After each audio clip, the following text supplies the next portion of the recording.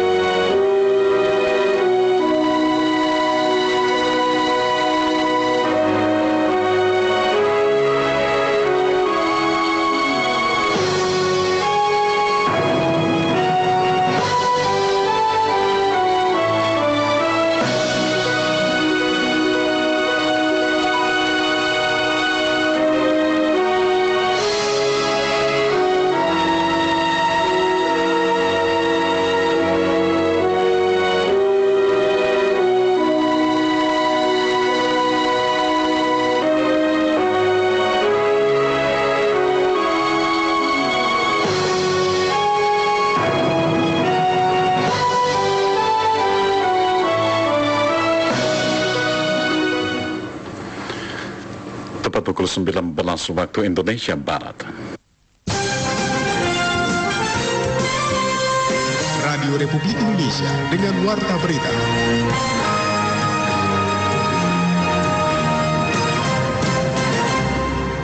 Komisi Pemberantasan Korupsi membentuk tim investigasi untuk menyelidiki kebenaran draft sprindik yang bocor ke tangan masyarakat.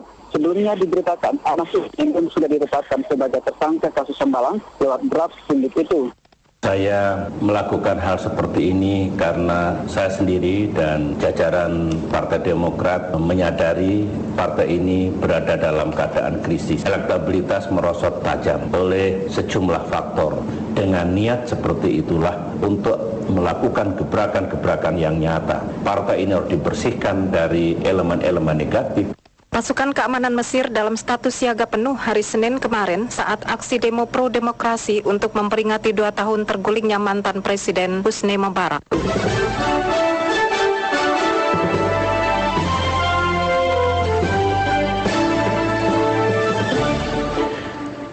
Anda kembali mendengarkan Warta Berita Radio Republik Indonesia edisi Selasa 12 Februari 2013 mengetengahkan berbagai peristiwa dan informasi baik dari dalam maupun luar negeri. Berita utama malam ini diantaranya: Komisi Pemberantasan Korupsi membentuk tim investigasi untuk menyelidiki kebenaran draft sprindik yang bocor ke tangan masyarakat. Ketua Dewan Pembina dan Ketua Majelis Tinggi Partai Demokrat Susilo Bambang Yudhoyono mengakui partainya saat ini dalam ambisi krisis sehingga perlu dilakukan pembenahan secara menyeluruh. Mesir dalam status keamanan siaga penuh menyusul aksi demo pro-demokrasi memperingati 2 tahun tergulingnya mantan Presiden Husni Mubarak. Inilah Warta Berita selengkapnya, saya Ardian Majid Kobat. Saudara, Komisi Pemberantasan Korupsi membentuk tim investigasi untuk menyelidiki kebenaran draft sprindik yang bocor ke tangan masyarakat. Draft sprindik yang bocor ke tangan masyarakat diduga melibatkan pejabat penting di KPK, selengkapnya dilaporkan Syarif Hasan Salampesi. Komisi Pemberantasan Korupsi membentuk tim investigasi untuk menyelidiki kebenaran draft sprindik yang bocor ke tangan masyarakat. Tim ini memiliki waktu paling lama 1 minggu untuk dapat menyimpulkan apakah dokumen tersebut berasal dari KPK atau tidak. Juru bicara KPK John SP dalam pernyataan persnya mengatakan draft sprindik itu biasanya hanya diketahui oleh kalangan tertentu. Mereka adalah Deputi Penindakan, Direktur Penyelidikan, Direktur Penyidikan, Satgas, dan pimpinan KPK. Sehingga besar kemungkinan pembocoran dokumen rahasia itu juga melibatkan pejabat di KPK. Terkait hal itu, John menegaskan masih menunggu hasil kerja dari tim investigasi. Sampai hari ini sudah ada tim, kita tunggu hasil kerja tim di dalam KPK. Tentu saja dalam hal ini tentu di bawah Deputi PIPM ya, mewakili tekanan pengaduan masyarakat. Itu yang tadi diminta kepada saya untuk menjelaskan kepada teman-teman. Nah, sebelum ada hasil tim itu, saya kira kita hentikan dulu spekulasi-spekulasi yang berkembang atau analisis-analisis yang berkembang yang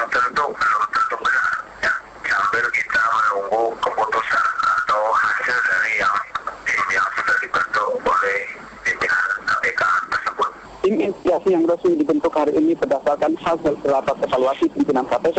Rapat yang Senin kemarin tanpa dihadiri oleh Ketua KPK Abraham Samad yang dikatakan sedang berada di luar negeri. Sebelumnya diberitakan Anas Urbaningrum sudah ditetapkan sebagai tersangka kasus Hambalang lewat draft sprindik itu. Anehnya KPK merasa draft itu belum sama sekali diterbitkan karena masih menunggu keputusan seluruh pimpinan KPK. Sementara itu, Wakil Ketua KPK Bambang Wijoyanto mengatakan KPK berencana menggelar kasus Anas Urbaningrum pekan depan. Selengkapnya dilaporkan Dian Trihapsari. KPK direncanakan akan menggelar kasus Anas Urbaningrum pekan depan. KPK juga menegaskan bahwa dalam perkara ini dijamin tidak ada intervensi kepentingan politik siapapun. Hal itu disampaikan Wakil Ketua KPK Bambang Wijoyanto di sela-sela acara pemberian penghargaan Tokoh Tempo 2012 yang berlangsung hari ini di Jakarta. Menurut Bambang, padatnya jadwal KPK minggu ini membuat kasus Anas tertunda. Saya menduga sih kalau minggu depan misalnya sudah lengkap, karena minggu ini memang padat. Misalnya ada acara gini, ada satu kewenangan KPK yang namanya Korsum, Koordinasi Supervisi. Minggu lalu itu, akhir minggu lalu kami masih di Medan semua. Di Medan ngapain? Ada training, di sana ada Jaksa Agung, ada Kapolri, dan itu training khusus untuk staf-staf Kejaksaan Agung, staf Kejaksaan Tinggi, staf di Polda untuk anti korupsi. Jadi acara-acara seperti itu kan harus didatangi juga. Sementara itu, terkait bocornya sprindik atau surat perintah dimulainya penyidikan kasus Anas, Wakil Ketua KPK Bambang Wijoyanto mengatakan hal tersebut adalah masalah serius. Saat ini pengawas internal KPK tengah bekerja untuk menyelidiki siapa yang terlibat dalam kasus ini. Isu mengenai bocoran, karena itu bagi KPK itu serius. Salah satu untuk menjaga marwah lembaga itu adalah membangun zero tolerance untuk potensi-potensi seperti itu. Makanya kami kemudian menyetujui agar pengawas internal KPK mulai bekerja, bukan mulai Pak, melanjutkan pekerjaan sudah dimulai sejak beberapa hari yang lalu. Dalam kesempatan ini, ia juga membantah penundaan gelar kasus Anas karena adanya intervensi politik. Ia menjamin KPK tidak terjebak oleh arus politik dan sepenuhnya KPK bekerja berdasarkan alat bukti. Posisi kasus Anas terkait Hambalang menurut Bambang masih dalam penyelidikan, jadi belum dapat dikatakan Anas sebagai tersangka. Dalam waktu dekat akan segera dilakukan gelar perkara untuk menentukan posisi kasus ini. Demikian dari Jakarta, Dian Trihapsari melaporkan. Saudara, untuk mendalami hal itu, sesaat lagi rekan Luna Elia akan berbincang-bincang dengan juru bicara KPK Bapak Johan Budi. Nanti Luna akan berdialog sebentar ya.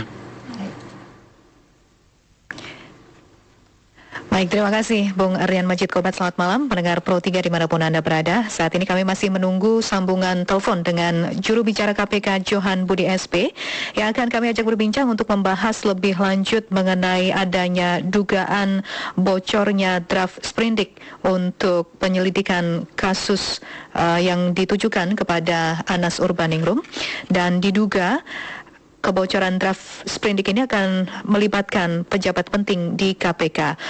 Dan selepas itu juga akan kami ajak berbincang Johan Budi SP, juru bicara KPK, tentang rencana gelar kasus yang akan dilangsungkan oleh KPK pekan depan pada kasus Anas Urbaningrum. Dan pendengar,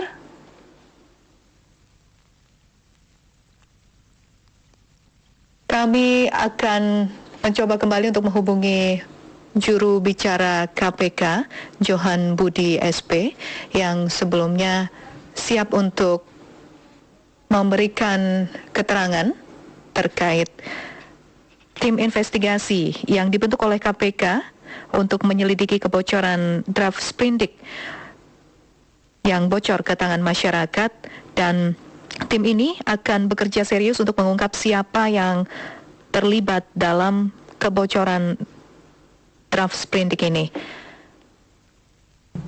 Baik, nanti kami akan kembali untuk menghadirkan wawancaranya untuk Anda. Kembali ke Bung Rian Majid Kobat terlebih dahulu. Silakan, Bung.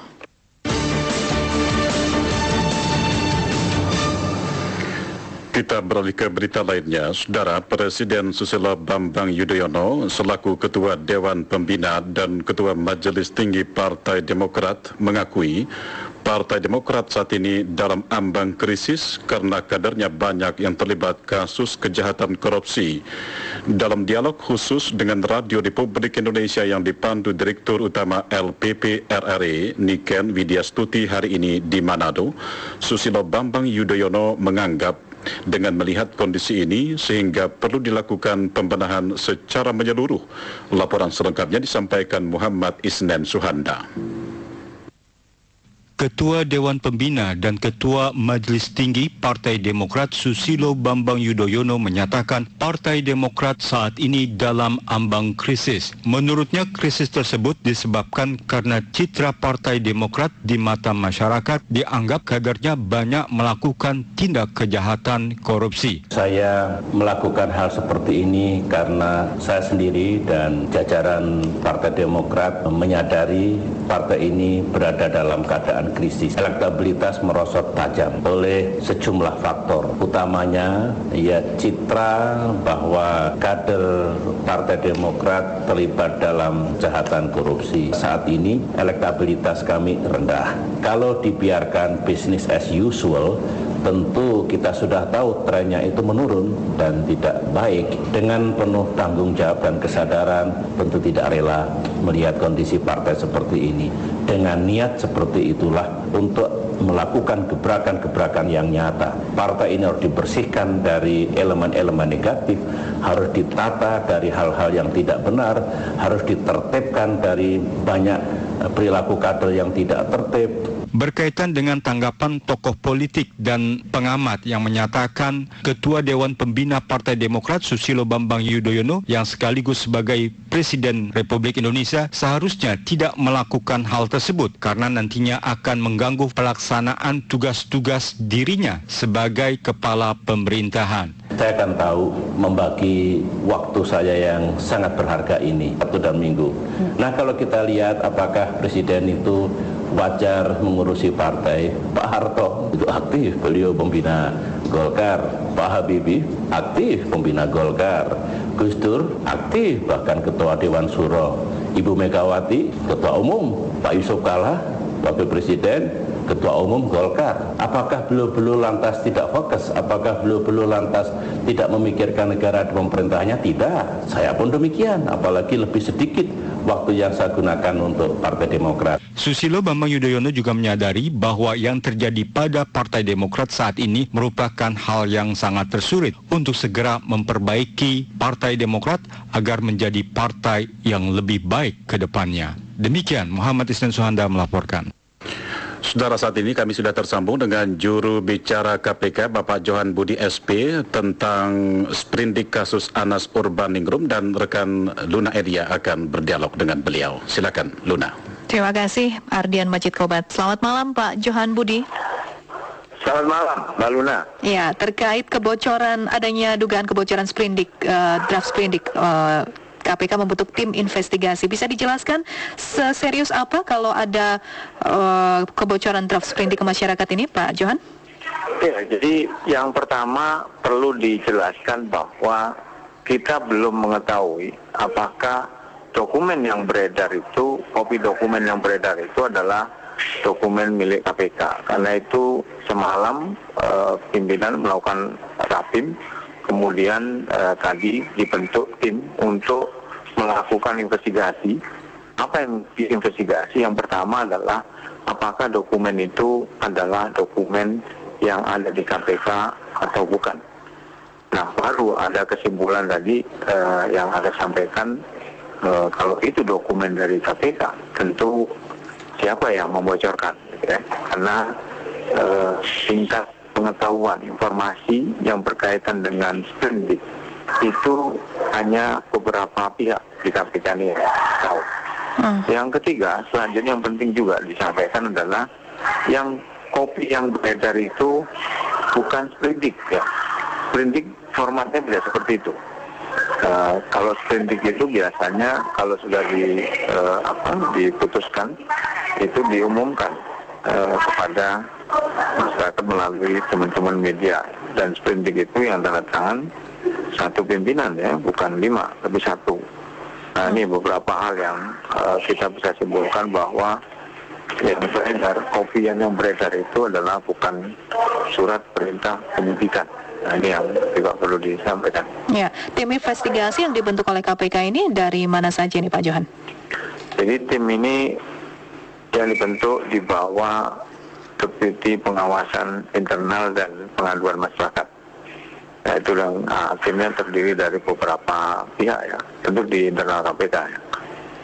Itu yang akan nanti melakukan validasi, melakukan penelusuran lebih lanjut kalau memang itu dokumen siapa yang bocorin dan lain sebagainya, sehingga nanti ada kesimpulan yang disampaikan pada pimpinan KPK. Baik, ada dugaan juga mencuat di masyarakat adanya keterlibatan pejabat penting di KPK dalam kebocoran draft sprindik ini, Pak Johan. Ya, jadi kita tidak boleh dulu menyimpulkan bahwa ada kebocoran ya di KPK, karena kami di KPK ini masih menunggu hasil dari tim yang sudah tadi dibentuk oleh pimpinan KPK. Nah baru kalau ada kesimpulan bahwa kan bisa saja Mbak, dokumen itu bukan KPK yang mengeluarkan misalnya, misalnya itu dokumen palsu misalnya, karena gampang sekali mau palsu dokumen kalau di zaman sekarang kan. Nah ini yang makanya perlu dilakukan penelusuran investigasi dulu terhadap kopi dokumen yang beredar itu. Apakah ini berkaitan juga dengan kasus AU begitu, yang ini nama yang ditunggu-tunggu oleh masyarakat atau figur populer juga saat ini, sehingga mudah sekali draft ini bocor begitu Pak Johan? Ya, gara-gara itu tentu tidak bisa disalahkan. Muncul banyak sekali persepsi-persepsi yang bisa bermacam-macam ya, tergantung dari siapa yang mengeluarkan persepsi itu, latar belakangnya apa. Dan itu tidak bisa dihindari, dan itu makanya pimpinan menganggap ini persoalan serius. Kemudian dibentuk hakim itu untuk segera nantinya bisa memberikan penjelasan kepada publik, sehingga tidak muncul spekulasi-spekulasi, persepsi-persepsi. Apalagi kasus Hambalang ini kan berkaitan dengan partai ya. Padahal KPK mengusut kasus tidak ada kaitannya dengan partai. Selalu saja ya, menurut saya selalu saja ketika KPK mengusut sebuah kasus di mana kasus itu yang terusut oleh KPK orang-orangnya adalah orang-orang partai, pasti ada tuduhan-tuduhan, ada persepsi-persepsi yang dikembangkan di sana, dan tak lepas dari urusan politik gitu ya. KPK tidak ada kaitannya dengan politik. Kalau Mbak Luna masih ingat beberapa waktu yang lalu kan kita menangkap seorang petinggi partai, ya kan? Kemudian ada tuduhan konspirasi dikait-kaitkan dengan kunjungan duta besar Amerika misalnya.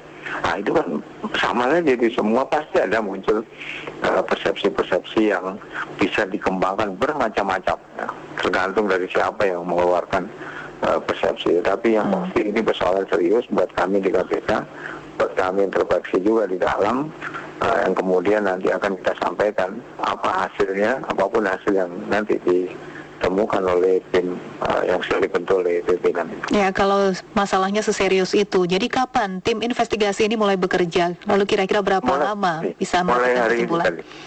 Mulai hari ini ya diperkirakan tidak sampai seminggu sudah ada kesimpulan. Kesimpulan pertama yang tentu adalah dokumen itu benar nggak dokumen KPK gitu, benar nggak dokumen itu dari KPK, itu dulu. Nah baru ada kesimpulan itu mungkin bisa berkembang nanti. Kalau itu benar dokumen KPK, langkah selanjutnya adalah mengusut siapa yang membocorkan dokumen itu.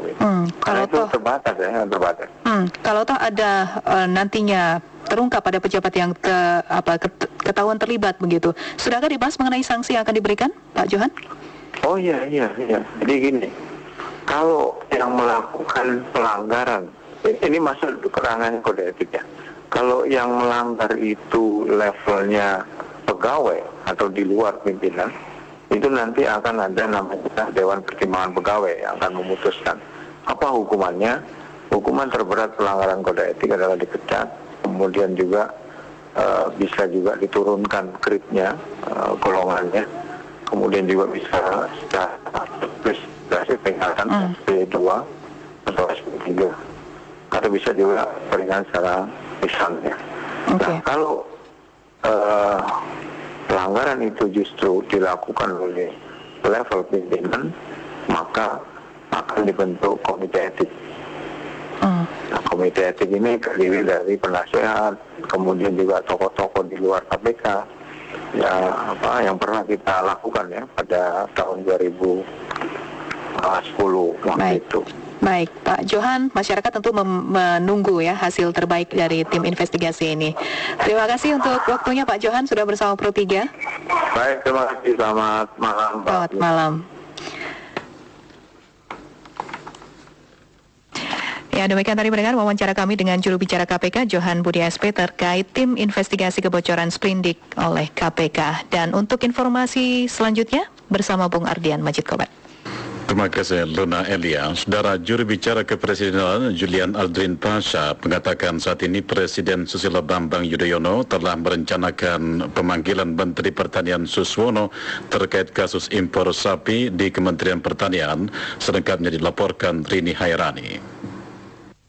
Kasus korupsi impor sapi di Kementerian Pertanian yang membelit mantan Presiden Partai Keadilan Sejahtera Lutfi Hasan Ishak, Tayal juga menyeret Menteri Pertanian Suswono. Desakan kepada Presiden Susilo Bambang Yudhoyono untuk segera memanggil menteri dari PKS itu pun menurut juru bicara kepresidenan Julian Aldrin Pasha telah direncanakan. Namun kepada wartawan di Landasan Udara Halim Perdana Kusuma, Jakarta hari ini, Julian belum dapat memastikan kapan pemanggilan tersebut akan dilakukan. Tetapi hingga saat ini Kepala Negara terus melakukan komunikasi intern dalam setiap pemanggilan menterinya. Ya nanti itu kita dicari waktunya dulu ya, Mas. Nanti akan ada, pasti Anda akan tahu lah. Saya belum bisa memastikan waktunya, tapi yang jelas itu telah direncanakan. Demikian. Oh iya, komunikasi terus dilakukan. Oh iya, itu kan Presiden dalam hal memanggil menteri kan suatu hal yang biasa.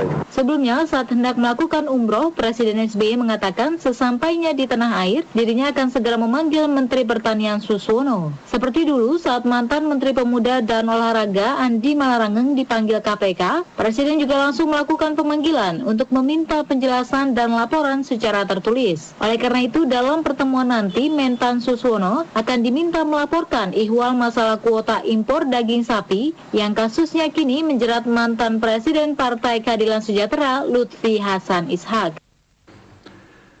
TNI Angkatan Darat berupaya memanfaatkan peralatan mendeteksi kesehatan tercanggih biolaser guna mendukung tugas prajuritnya di medan tempur maupun menjaga wilayah perbatasan negara.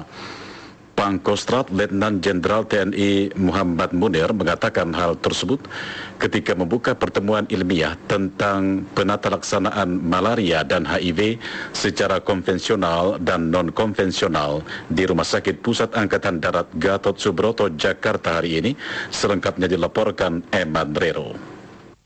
Pangkostrat Letnan Jenderal TNI Muhammad Munir mengatakan prajurit Kostrat dalam melaksanakan tugas operasi militer perang dan operasi militer selain perang sering terjangkit penyakit malaria maupun penyakit kronis lainnya, terutama di wilayah perbatasan negara Republik Indonesia, di Papua dengan Papua Nugini, Kalimantan yang berbatasan dengan Malaysia Timur maupun di Kabupaten Belu, Nusa Tenggara Timur dengan Negara Demokratik Timur Leste, sehingga pengenalan penggunaan alat kesehatan tercanggih biolaser bagi tim dokter dan tenaga medis TNI maupun Polri sangat dibutuhkan karena dalam melaksanakan tugas menjaga dan mempertahankan kedaulatan negara kesatuan Republik Indonesia, seorang prajurit TNI harus dalam kondisi sehat. Ini kegiatan ini dalam rangka Kostrat kita mengadakan pertemuan ilmiah dalam rangka penata laksanaan malaria dan HIV, karena Kostrat sebagai pasukan yang sering ditugaskan di Papua itu kan sering prajurit kita itu terserang penyakit malaria, sehingga ini salah satu upaya kita untuk bagaimana mencegah dan mengobati malaria agar prajurit-prajurit kita, bahkan tidak hanya Kostrat saja, prajurit TNI Polri yang tugas di Papua itu tidak terserang penyakit malaria. Ini didiskusikan oleh pakar-pakarnya di sini. Nah, karena memang di latar belakang itu keprihatinan kita atas kondisi kan Papua itu ada penyakit malaria yang sangat keras. Nah, setiap tugas pasti ada yang kena. Sementara itu, Ketua Tim Dokter Kepresidenan Republik Indonesia, Dr. Aris Wibudi, setelah memberikan paparan penggunaan alat kesehatan terbaik terbaru biolaser di Rumah Sakit RSPAD. Menjawab pertanyaan RRI mengatakan memberi pengenalan penggunaan peralatan ini yang bisa dimanfaatkan kapan saja dan dimanapun tempatnya dan dalam situasi apapun karena mampu mendeteksi berbagai penyakit serta perkembangannya sehingga mudah diobati dan penyembuhannya pun cepat dan tuntas karena disertai terapi. Menurut Dr. Aris Wibudi, peralatan tercanggih ini dapat mengobati penyakit yang diderita seorang prajurit ataupun pasien meskipun cukup lama, namun hanya tidak diperbolehkan bagi ibu hamil. Ini ya, jadi sebetulnya dengan alat ini kita mempertajam diagnostik sakitmu itu apa sih, organ apa saja yang terlibat, dan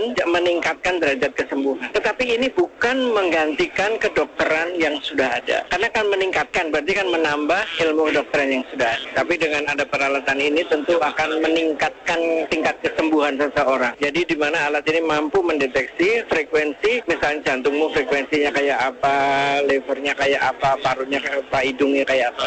Pertemuan ilmiah yang melibatkan tim dokter TNI ketiga Angkatan Darat, Laut, dan Udara serta Polri dari seluruh Indonesia berlangsung sehari merupakan rangkaian memperingati hari ulang tahun ke-52 Komando Strategis Angkatan Darat tahun ini bekerja sama dengan Rumah Sakit Pusat Angkatan Darat Gatot Subroto. Dari Jakarta,